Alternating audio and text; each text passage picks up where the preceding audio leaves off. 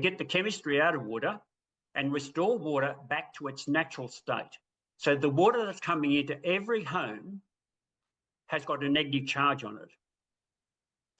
That's probably the most important thing we could do to people's health. We'd save, well, in America, you'd probably save hundreds of billions every year in costs, hospital health costs. And in Australia, it would be tens of billions. Welcome, my friends, to Water is Life, the podcast where we dive into the depths of science, spirit, and innovation to explore how water can restore balance to our lives and our world. Today, we're joined by a visionary who has dedicated over 3 decades to understanding water's structure and energy and to creating technologies that bring water back to life. Robert Goulet is the Managing Director and Chief Scientist of Resonate Research and the Environmental Research and Information Consortium. Since 1992, he has pioneered breakthroughs in water structure science, biological farming, and environmental resource management. In 2012, he invented the MEA Water devices, which restore water to its natural, vital state with a permanent negative charge and structure, supporting the health of humans, animals, plants, and ecosystems alike. With over 300 experiments and decades of applied research, Robert's work bridges rigorous science and holistic innovation to address some of the most pressing challenges of our time: food security, water quality, and ecological restoration. And of course, you can find the MEA devices that we're discussing today at www.waterislife.shop or in the Water Structurers section of the shop, and use the code WATERISLIFE for 10% off your order. Without further ado, please join me in welcoming Robert Goulet. Welcome to the Water is Life podcast, Robert. I'm so thrilled to have you here with us. I have heard quite a bit about your research and I've been wanting to chat with you for a while, so it's a joy to get to bring your voice and your wisdom to the listeners of the podcast today. Thanks for being with us. Oh, thank you, Isabel. Perhaps I can just start with how I got involved with water. Perfect. I actually grew up only about 5 kilometres from where I live at the moment, just south of where I live, and I grew up on a farm. So the house was very close to a very pristine stream, and when I bought this property, back in 1982, and I was only 33 at the time, one of the best decisions I ever made, I bought land on this river. Of course, it's pristine, a beautiful river, and the river that I swam in, I fished in, I rafted in. With my other brothers, we mucked around in this river and just had a great time. So I think the water was always in my DNA. So when I went to university, I really wanted to get into the applied science area. And so I took as many units as I could about water and hydrology and so forth. But, at the end of that, and having completed a master's in this area, I started to realise that much of what I'd been taught about water was only about the chemistry of water and not about the energy and structure of water. So my life really started by going through a lot of the documents that had been prepared by Viktor Schauberger. And in one of those, which I still have, and it was obviously typed up in an old typewriter, I can tell by the typing on it, but Schauberger explained that when they straightened out the Rhine and the Danube rivers and other rivers in Germany, he said it changed the polarity. The water changed from a negative charge to a positive charge, and the river lost its insulation. And what he meant by that was it lost its capacitance to hold a negative charge. And the magnetic levitation of the water, and that's the term he used, the water had lost its magnetic levitation, and the rivers in some cases dropped by 10 metres. Now, this really fascinated me because in all the other reading I'd done on structured water, no one had quoted this particular observation. And then I met Professor Korokov, a Russian scientist, met him in 2008 in the UK along with some other scientists, and he introduced me to the idea that at the point of death, your energy leaves your body and it takes about 60 hours. And he gave me a book. He recorded, he obviously studied many dead bodies, probably hundreds of them, and found that around about 60 hours, all the energy had left the body. So I asked him the obvious question, well, what happens to water and what happens to fruit and vegetables? And he explained to me that I probably should go away and find this out for myself. It was a bit like the professor talking to his student. And so I did. And cut a long story short, what I found was that when I took water out of the river here, and at this stage, I'd learnt how to measure a negative charge in water. At that time, there were no instruments to measure negative charge in water. So I had to develop a technique, but essentially it involved a voltmeter. So I measured the charge, took it out of the river, measured the charge. It was quite a high negative charge. Then I recorded what happened to the water over the 60 hours. And sure enough, the negative charge started decreasing, and at around about the 60 hours, it started turning to a positive charge. I then tried fruit and vegetables and found exactly the same. I could take an apple off the tree here, put it in a device I developed, measuring the emission of energy from the apple, and around about 60 hours, the charge was turning more to a positive charge. So I had some understanding then about the nature of water, and because I was used to the term that by other scientists using the terms dead water and living water. And sure enough, there is such a thing as dead water and living water. And the living water has a negative charge. Then in 2010, I met a group of scientists in Vienna in Austria. And leaving this meeting, and my wife was with me to listen to this, and they said, Rob, if you can get water to hold a negative charge for more than 60 hours, you've cracked the holy grail of water. Now, Korokov had mentioned to me that scientists in Russia had been trying also since 1920 to put a permanent negative charge into water. So that was a challenge for me. So I set one objective for myself right then, that was to put a permanent negative charge into water. And I did. I worked out how to do this in 2012. And doing so, everything I was taught at university about magnetism turned out to be totally useless. And I'd been pointed to a book written by two guys, Davis and Rail, two American guys. And their book was called Magnetism and Its Effect on Living Systems.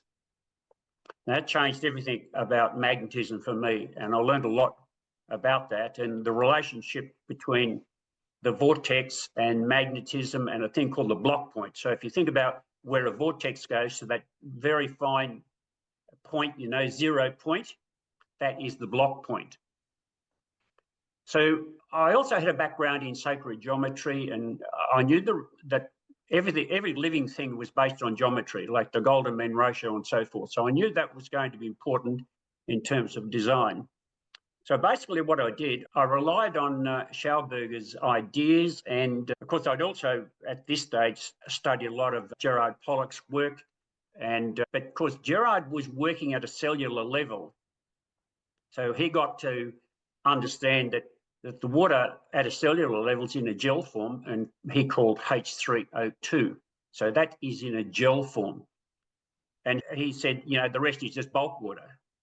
But my interest was in bulk water, the water that's in the river and the water that's in the ocean and the water that people drink and so forth. To me, that seemed to be the main game and what people would be interested in, because that is linked to, we use water for growing food and we drink water, we use water for washing our clothes and all sorts of things. So my pursuit was to get this permanent negative charge into water. And then I worked out how to do it. So from then, in 2012, I started a lot of experimental work with plants and with animals. I knew that if you gave animals a choice of drinking structured water as opposed to dead water, that is just urban water, they would always choose the structured water to drink. So in plants, we noticed an increase of uptake of nutrients by 2 to 4-fold in plants of nutrients, just by watering them with the negative charged water. And in humans, people started saying to me in testimonials that it lifted the fog from their brain. And then more recently, I've had a lot of my clients say to me that when they started drinking the water, their cardiologists had advised them that they were getting, a buildup of calcite and other things in their arteries, and they were getting close to having stents. But after 2 years, their arteries were crystal clear, and they had no clogging up of their arteries. So, in fact, I know myself, when I turned 75 in the state that I live in, you have to have a medical to renew your driver's license at 75. So that was 2 years ago for me. When I went for that test, they did every test, like blood tests, urine tests, ECGs of my heart, all that sort of thing, but they couldn't find a thing wrong with me. Because they expected at 75, you know, you'd be on all sorts of medications, and I'm on no medication. But I do put it down to drinking the structured water at that time for, 10 years. So I think there are massive benefits, and, perhaps we can go into this a bit later on, but I think the key thing is that we need to actually define in the marketplace, what is structured water. And for water to be structured, it has to have a negative charge, because that's the way nature created it in the river and in the oceans. And it's when water is encased by the Earth's magnetism, as it is in a river and in the ocean, it's the magnetism of the Earth that actually gives the water its negative charge. And it's the vortex that sustains it. So the vortex turning in anti-clockwise, clockwise motions continuously sustains that charge. So it brings the negative charge coming in the anti-clockwise spin and being grounded in the clockwise spin. So the idea that a vortex gives water the negative charge, I think, is not true. It's magnetism that gives the negative charge. So other characteristics of water with a negative charge would be it has antioxidant properties. So I'll just show you a difference between water that is structured, which would be on your right-hand side, and water that is destructured or dead. So these were put in there. There's blueberries in the bottom of these that were put in there in 2016. So the one on the on your right-hand side is in structured water.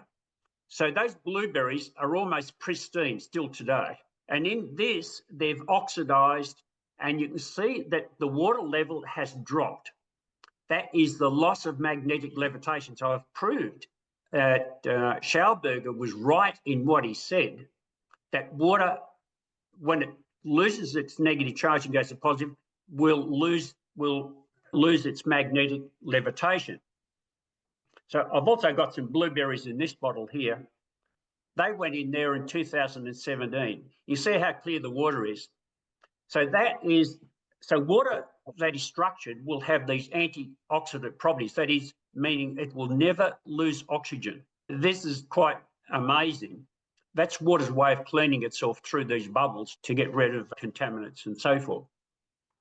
So also structured water will have an increased surface tension, which is important if you're washing your clothes or you're using it to put out biological sprays and so forth. It'll have a better contact with the surface, a better action then occurs. So they're the main things. So I do have devices. So this is a household device that goes on a house, and I have devices that can go under the sink, like this one, or on your shower for people who live in apartments.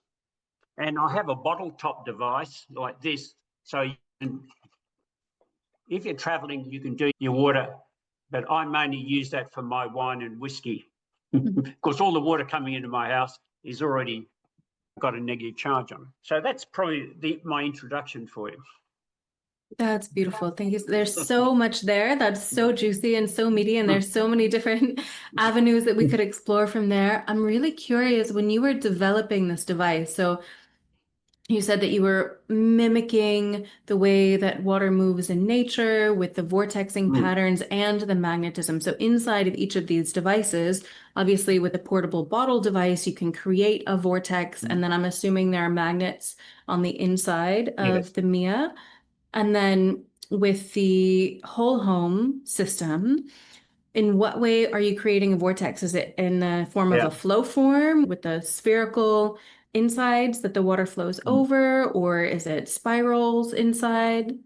Yeah, that's a very good question, Isabel. Look, the meeting I went to with the scientists in Austria, the second thing they told me when I was leaving, apart from, getting water to hold a negative charge for more than 60 hours, they said, never assume that water does not know how to, water knows how to vortex, and don't try to do anything to make it vortex. So Schauberger in his work noted that in a pristine flowing river, the energy was moving in two directions. So he observed that trout and salmon could move rapidly upstream against the current. And I think out of that was the term, the fish are not swimming, they've been swum. So when water is actually structured with a negative charge, it has energy moving in both directions. So it's the same with your blood. The only reason your blood can leave your heart and go back to the heart is because the energy in the blood is moving in both directions. So it's a bit like a super highway with traffic moving in both directions. And it's the same with the water in the tree. The water can move in both directions. And also the water that comes up through the earth, which initially formed the ocean and so forth. And the reason we have water at the top of mountains and, and waterfalls there, that water also has energy moving in both directions. So what my device does, the magnetism is done in such a way as to create energy to move in both directions. And this allows the water to start spinning before it gets into the device. So this device replicates exactly how a pristine river does it. So the secret was in the array of the magnets to create a magnetic energy to go in both directions. So, and the advantage of that is if you live in a rural area and you've got tank water and you put the device between the pump and the house, the energy will move eventually to your tank and recharge your tank water. Wow, so you've been able to test water that's inside of a well before it's being pumped, when it's still in the tank and it has a negative charge over time? Yes. The water is creating that level of coherence? That's so interesting. Yeah, we've done it here with ponds. So we have ponds that when they're negative charged, they are crystal clear. They're not muddy. They're actually just crystal clear, and they stay crystal clear because of the negative charge. So it does take a while. So once you put the device on, it could take 3 to 4 weeks for it to really charge up a volume of water like a tank, but it will eventually do that. It's fascinating to me that you've been able to create something where the charge and the structure are able to last as long as they do. I feel like this is really a barrier that a lot of inventors encounter when they're trying to create structured water devices. And it's part of the reason why there's such a huge disparity when it comes to quality and effectiveness of different devices, because one device may be able to, give water a temporary change, but you've been able to create something that allows the water to maintain that different state for a significant amount of time. Can you share a bit about how long the water is able to maintain the strength of that negative charge? I'm assuming it wanes a little bit over time. So what is the time frame there, and how were you able to do that? Right. So there's a couple of laws in physics that really govern this, and water can either comply with these laws or not comply with these laws. So the first law of thermodynamics says you cannot destroy matter, you cannot destroy energy, you can only change it or transform it to another form. Well, I've been able to do that. I've been able to take, this dead water and convert it into living water, which is that. So on your left side there is the living water and this is the dead water. So that's the first law of thermodynamics. And that law also tells you a lot about what a filter can do and what it can't do. You can't assume that a filter is just going to make something disappear, and a filter doesn't change the energy. So where do all the contaminants go? Well, they end up in the filter, and the water still comes through, and the contamination or toxicity builds up in the filter. And if you actually measure what's in the filter, you'll find that it could be 10 times greater in terms of toxicity than the water would normally come through.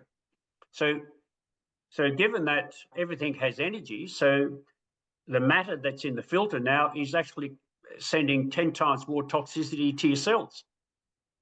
So that's one thing.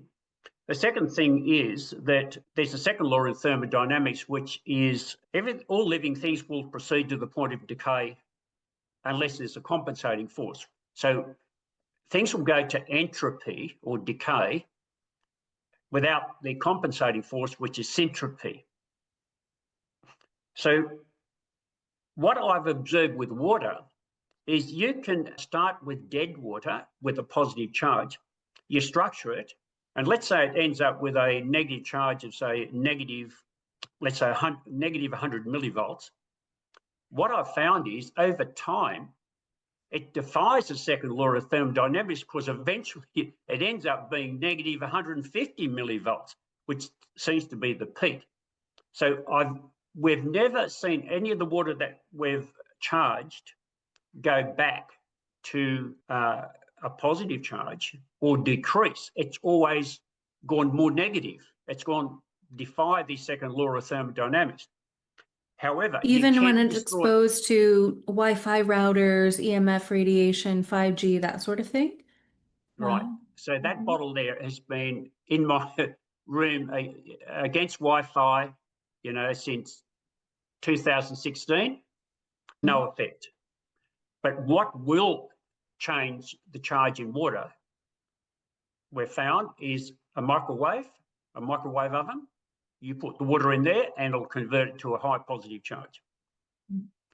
My wife and I haven't had a microwave since 1982.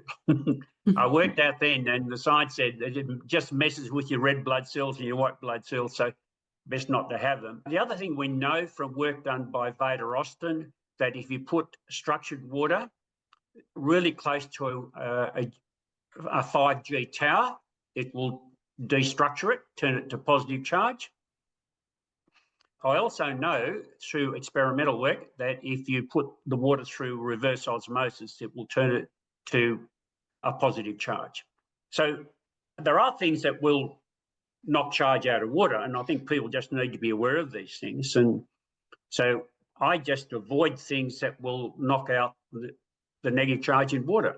But I know that and it's perhaps the exclusion zone work, that Pollock did to demonstrate that structured water will exclude, and it does seem to exclude Wi-Fi.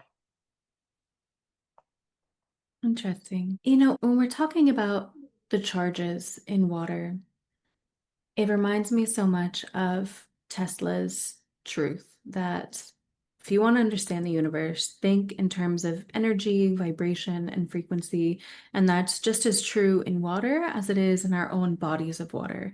That cellular voltage and having really high energetic capacity where our mitochondria are producing ATP, and that's able to structure our intracellular fluid and give us a really strong voltage, a really strong charge. That's what keeps us alive. The higher the charge in your body, the higher the cellular voltage, the higher your hydration and the higher your vitality, your prana, your mana, your chi. They're all on a 1-to-1 ratio. And it seems to be this way with all living beings. So if it functions the same in water, where its vitality is dependent on its charge and it's able to carry literal life force energy, actual electromagnetism, the same kind that allows our bodies to be able to conduct the life force energy of our spirits, then I think it's fair to say, for that among 1,000 other reasons, that water is living, that water is a living being, and then that when we care for it and we bring it back to life and we tend to it, we do so in the same way that we would bring a sick person back to life, which is to increase the charge and the voltage. And to my mind, this is one of the most important things that I think the Western world, the mainstream world in general, has kind of gotten wrong in its understanding of water, and not recognizing that just like we can be healthy or sick, alive or dead, water can be healthy or sick, alive or dead. So what are some of the other fundamental ways in your perspective, because I know there are many, that mainstream awareness has just missed the mark when it comes to just fundamentally understanding what water is and how she functions. What are some of the differences between what you've discovered in your current understanding and paradigm of water versus what most people are taught?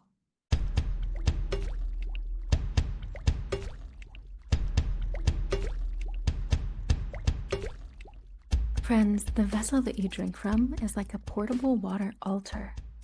And the vessels available at waterislife.shop are designed to help your water maintain its crystallinity, even when the water is stagnant, which usually degrades structure. Not only does the vessel affect the quality of our water, it also affects the way we see and interact with our water on a daily basis. When we have a beautiful, meaningful vessel, we become naturally more respectful and conscientious with how we treat the water inside it. More important than any physical item or tool in the entire compendium of the directory of waterislife.shop, the most important is your personal relationship with water, the way you care for water and the intention and emotion that you pour into her. These matter most of all. Russian researchers found that water structure responds more acutely to human emotion than any other vibrational stimuli. And I've found that when I create a beautiful home for my water in a carefully chosen vessel, I tend to this liquid life a little bit more reverently, and I want to keep it near me more often throughout the day, which is also affecting its energetic quality. So go ahead and invest in a quality handheld water altar and watch how your relationship with water transform. Find my top recommendations in the Water Vessels collection at waterislife.shop. Well, this is true. Ancient cultures revered water. They had terms like sacred water or holy water. It was revered in many ways, and they knew the healing capacity of certain waters. So there are waters around the globe that actually come out of the ground with a permanent negative charge on them. So I didn't actually create permanent negative charge. It already exists in nature. So our ancestors called them, sacred water or holy water. I'm actually very fortunate. On my property, I do have one of these. I have a groundwater bore that produces water with a permanent negative charge, and it comes out and it's got a blue color. So, in fact, I think the PowerPoint that my son sent to you, there's images of this blue water. But you're right. See, water has been taken over by big chemistry, and so we have universities that now teach students how to put chemicals into water. Is a belief that by putting chemicals into water, you actually purify the water. And this is the big lie, I guess, when it comes to water. Water knows how to purify itself. Water knows how to clean itself. You just have to restore the energy to the water, and it will do this. So our bodies, by design, because a cell potential, which is around about negative 50 millivolts, has to be sustained like almost hourly. And it's the water that we drink, the sunlight that we get, or the grounding, or the music we listen to, the frequencies, as you mentioned with Tesla, and there's many frequencies. And he said if we all understood the meaning of 3, 6, and 9, we'd know how the universe works. So any of these frequencies that we can reduce to 3, 6, and 9. In fact, it's interesting, today, which, we're a bit ahead of you in time, but in Australia, we always put the day first. So today is the 12th, which is a 3. We're in the 6th month, and 2025 is a 9. So today in Australia, it's a 3, 6, and 9. A great day. I have that to look forward to tomorrow. Thanks for letting me know. So, but you're right, at the cellular level, the mitochondria is like a receiver, and it is sending information about the cell or about the organ or system to your heart. But your heart is the magnetic system, and it is the most important. Your heart is delivering blood to every cell of your body, and information is coming back from the cells, through the mitochondria, probably being the main generator of information.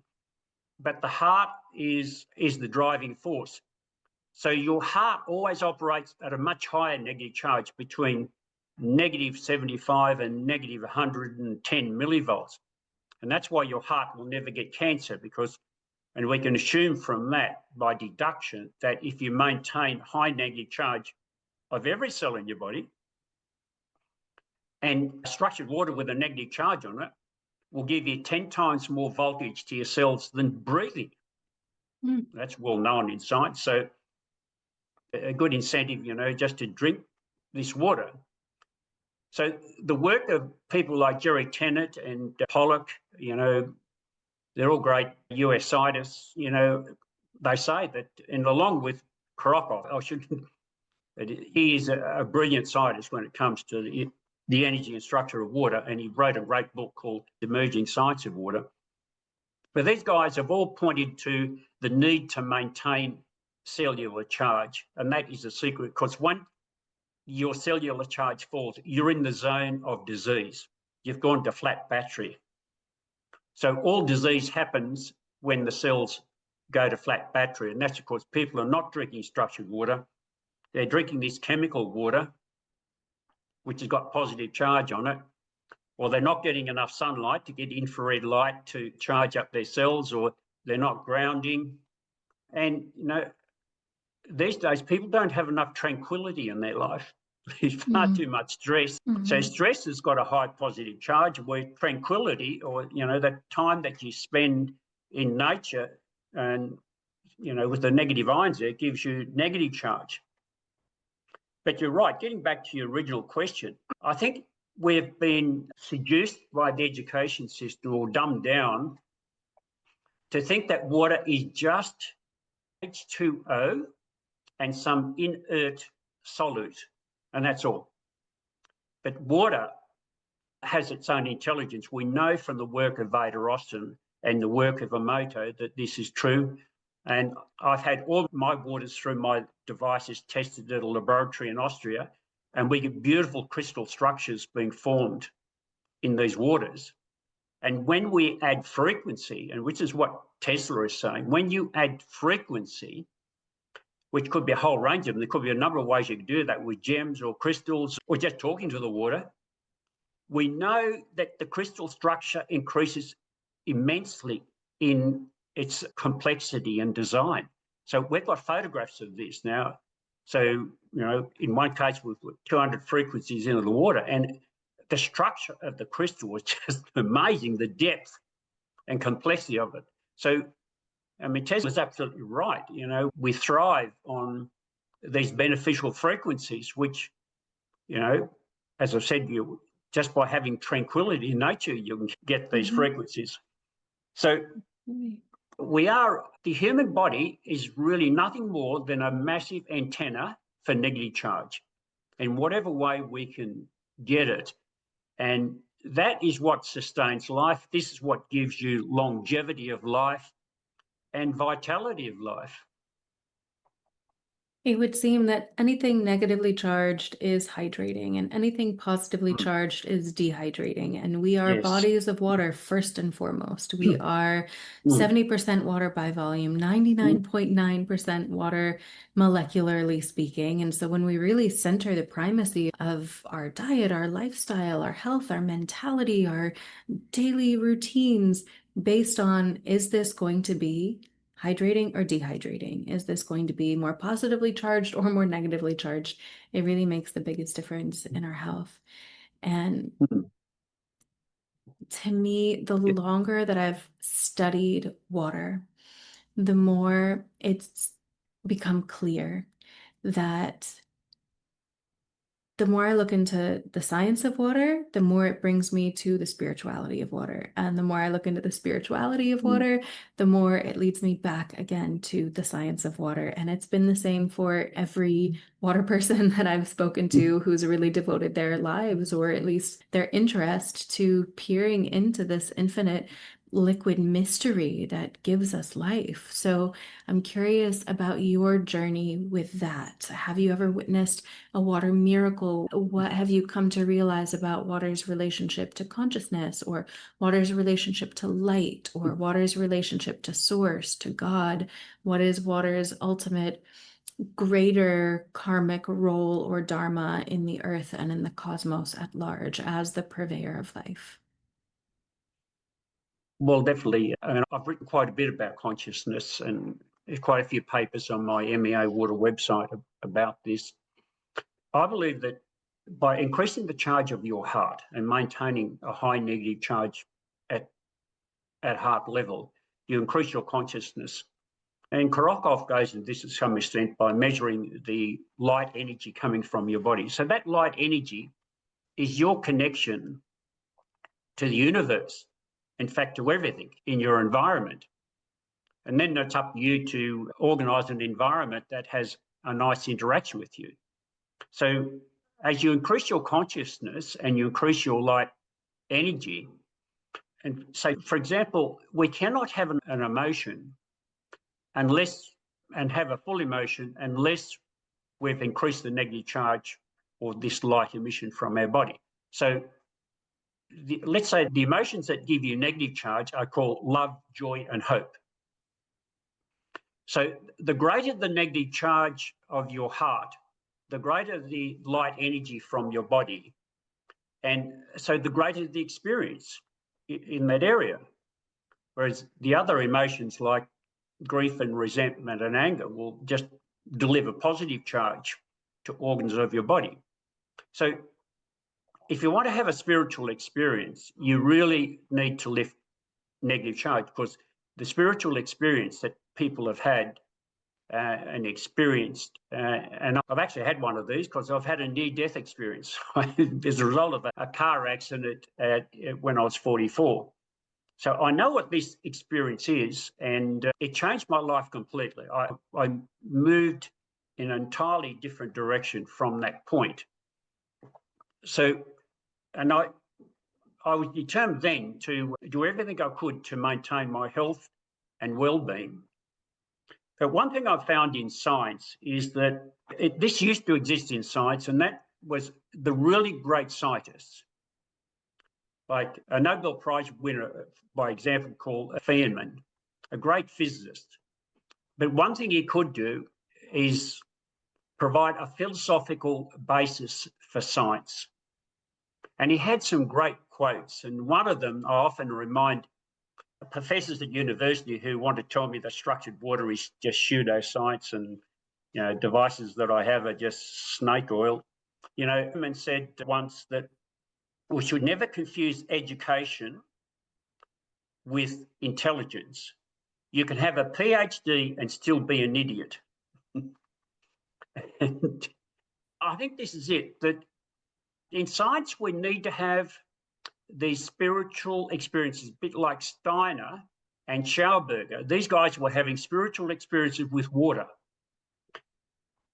And I've had that too. I spend a lot of time by water. A lot of my deep thinking is down by the river and just having quiet time. I think a lot of my ideas about how I do it almost a Schauberger. I go down the river and say, well, how do you get your negative charge? Mm-hmm. And it just occurred to me, in that moment, well, it's flowing in the Earth's magnetism. I knew the Earth was negatively charged, and the magnetism of the Earth was delivering negative charge. So you can have these almost spiritual experiences. And this allows you then to overcome the beliefs that you get from education, and the sort of thinking that is, and people have to stay within the belief system. This is why the education system or academics have peer review, and that's just a boys' club to maintain the belief system. It's nothing more. So it's to drive out thinking out of the system so you don't upset the belief system. So, but if you want to move outside of that, and you need to embark on your own journey, and it has to be, there's a dimension of this through consciousness and some spiritual experience with nature, because nature is the supreme sort of governor of everything that we do, and we don't understand nature. So if you want to understand it, you've really got to get your mind into how nature works, and particularly water. There is no doubt that water is the basis of all life, and water unites life. It's the most critical thing on this planet. And we need to respect it and better understand it. And chemistry is not the answer. It's a bit like your body. If the charge of your cells fall, the chemistry is not going to work. Your body is a bit like your car. If the battery is flat in your car, then nothing's working. It's the same in your body. So in medicine, we just give people drugs or supplements and so forth and expect the things are going to work. Well, they won't, because it's the charge that is the determinant of the chemistry, the outcome. So, the chemistry of, let's say, protein metabolism or your ability to detox, all these things are highly dependent on your body having charge. It won't happen without charge. So the most important thing we need to understand is how do we increase the negative charge of our body?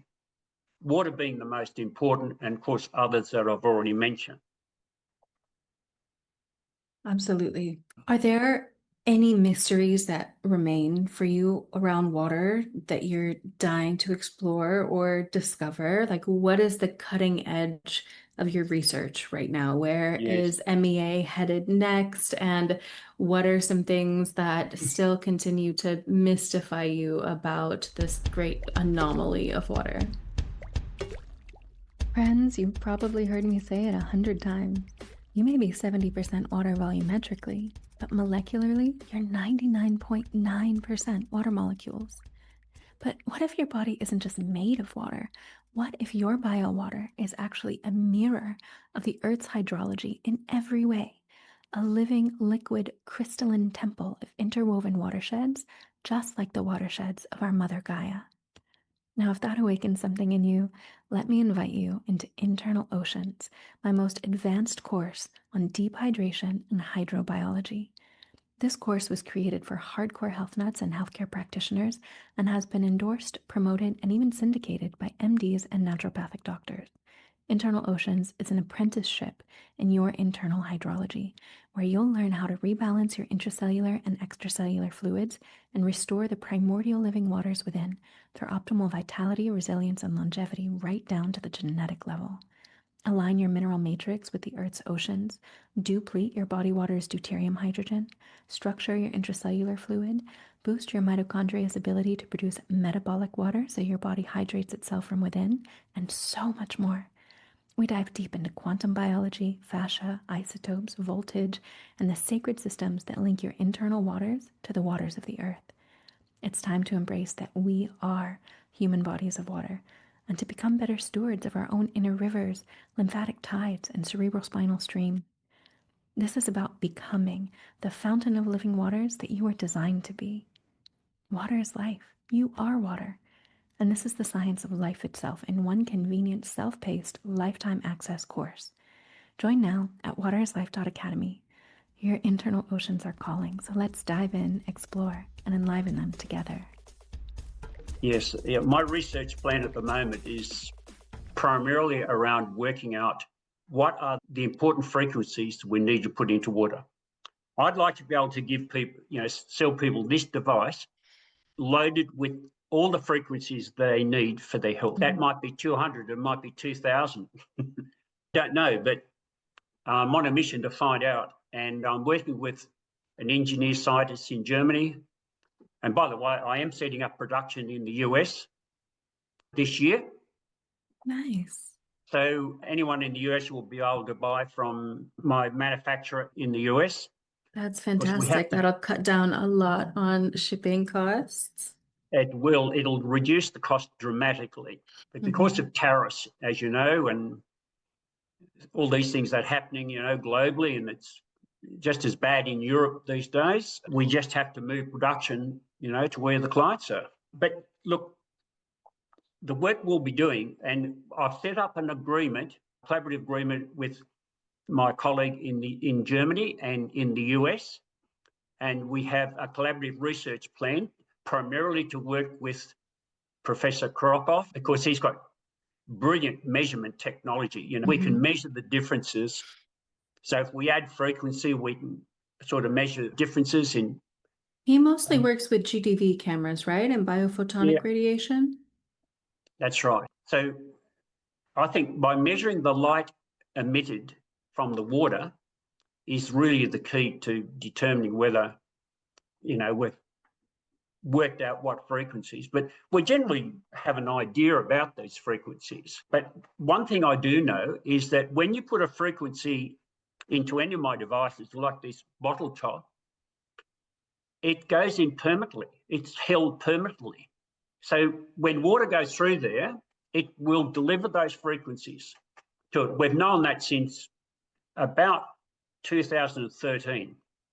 How do you infuse the device with a specific frequency? Basically, you can use a plasma device or a frequency generating device. And basically, you just expose the device to it and it will then train it. And because Like of the a Rife magnetism, machine or a radionics kind of it thing? could be any of those things, yes. Interesting. But we know because of the way of the magnetism in here, it seems to permanently hold the frequency and deliver that to the water. So we've tested that because of the type of magnets that you use or the specific array, the way that they're arranged? The array of them, yes. So I'm guessing it's a balance of North and South Pole magnetism? No. No? Okay, interesting. I mean, anything that's proprietary, you don't have to give away your secrets, but I'm so curious about the inner workings of things because it seems like South Pole magnetism has a very different effect on life than North Pole magnetism does. And it seems to me that a general balance, depending on whether you want more root growth or you want more top growth on a plant, or depending on, what particular issues are happening in the human body, or whether you're working with pets, it seems like there's a different intentionality with the North and the South Pole magnetism. So I'm curious how you've balanced that so perfectly in your device. Well, I think the body essentially entrains negative charge and we take in positive charge through our minerals. So the minerals we consume, particularly salt. Now, salt is probably the most important food we consume. And something like Celtic salt or Himalayan salt. I mean, Celtic salt, for example, it's got all the platinum group minerals in it, including gold and silver, palladium, oxidium, rubidium, iridium, all these trace elements. So we consume quite a bit of positive charge. We don't have to have, positive charge magnets and we just don't. We get this in our food. And for example, your blood, the pH of your blood is maintained by ingesting alkaline minerals. So you have to have alkaline minerals, and the greatest source of that would be salt, a complex salt. It's got to be a complex salt, or with bicarb. Now, we know that bicarbonate, although it's got a negative charge on it, is great for alkalizing your blood. So we're always consuming some things that have negative charge, like bicarb, or things that have got mainly positive charge, like salt. But the body is an amazing design. It knows how to achieve these balances. But the cell, the primary energy or the main currency of life is negative charge. And it has to be in the water because that's how nature created it. And, my approach to this is if nature does it this way, well, let's go with the flow. Let's not try and reinvent nature. Just observe nature and implement what nature does. So if like the river that's close to me here, it's got a permanent negative charge in it. Well, to me, that's the way water should be. And the ocean's that comprehend and copy nature. I feel like if that's the only principle we live by, that's enough right there. And I feel like if humanity as a whole lived by that principle, we would be in such a completely different world. I think as a final closing inspiration for the listeners, in your vision, in your estimation, and what you've learned in this entire journey so far in the last, 75 years since you were swimming in that river that you told us about that sparked your love for water in the first place, what would it look like in a world where humanity truly learns from and partners with water? What is in your most beautiful inspiration? What is the more magical world that you see as possible? What would it look like if we move from treating water as a resource to treating water as the source and recognizing the essential primary importance of water's vitality in health and medicine, in agriculture and farming and ecology and climate and everywhere else, which is everywhere else that water touches? Yes, look, this is a great challenge, and I hope I can make a contribution. I mean, I'm 77 now, and I hope to get to 99 and be able to sit back and see some achievement in this area.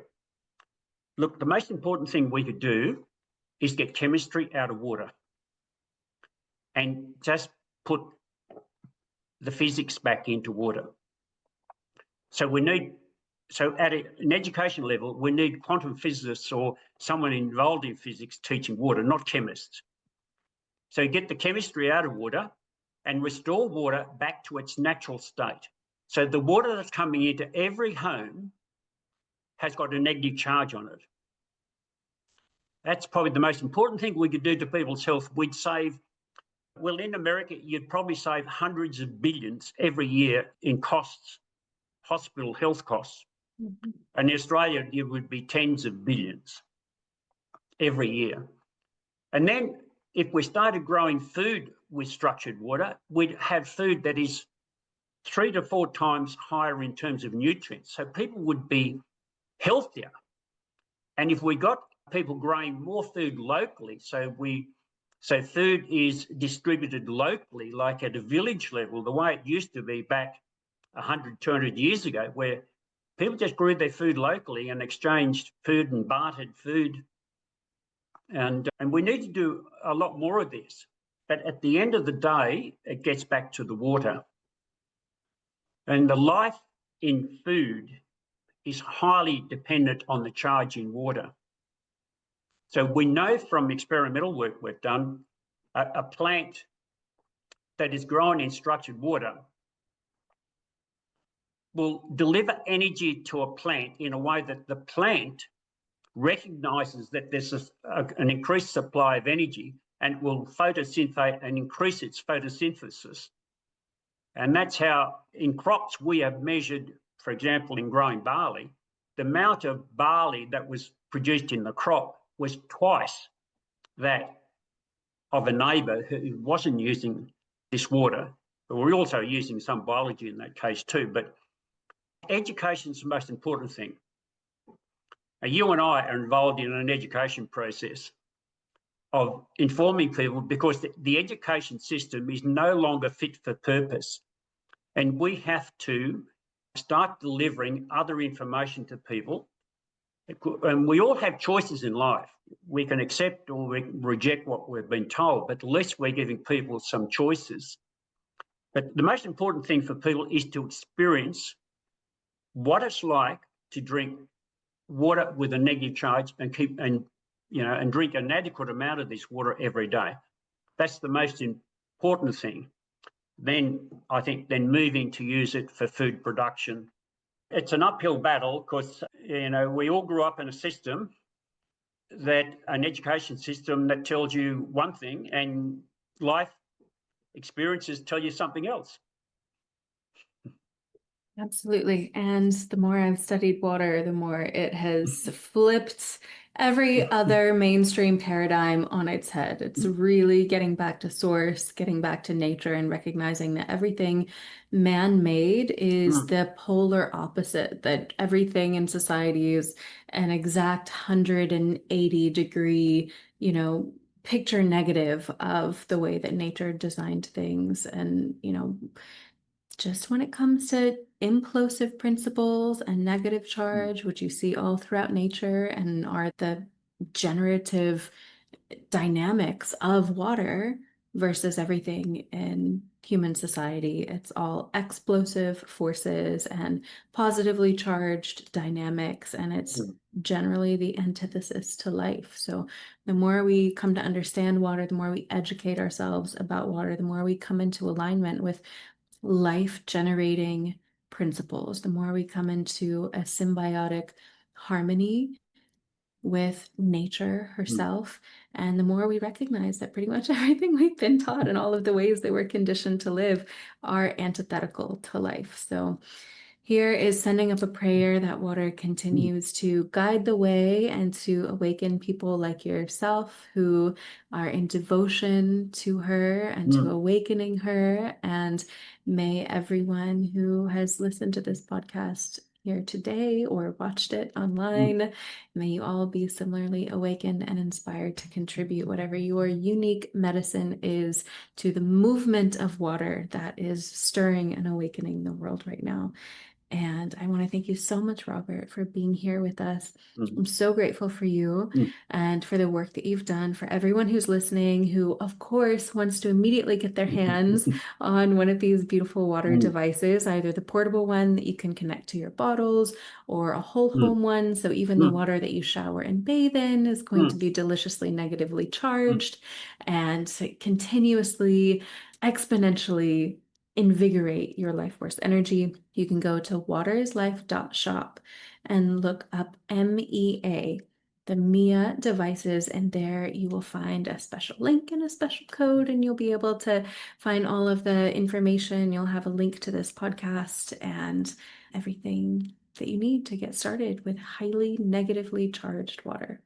And if you have any questions for Robert, or you want to stay in touch with what he's up to, Robert, can you tell everyone where they can find you? So my website, which is www.meawater.com. They can also email me at rob@meawater.com. I can send papers I've written, summary papers and copies of PowerPoints. There's a whole resource of information that I can send, and I'm happy to field questions from people. I get questions from all over the world every day, and I'm happy to do this. But Isabel, look, thank you very much. You're doing a great job yourself, educating people about water and health. And look, I think together, we need to join forces like this and exchange ideas and get this information out so people can make their own decisions about their own health rather than being told what to do. Take control, back and not hand responsibility of your life over to someone else. Absolutely.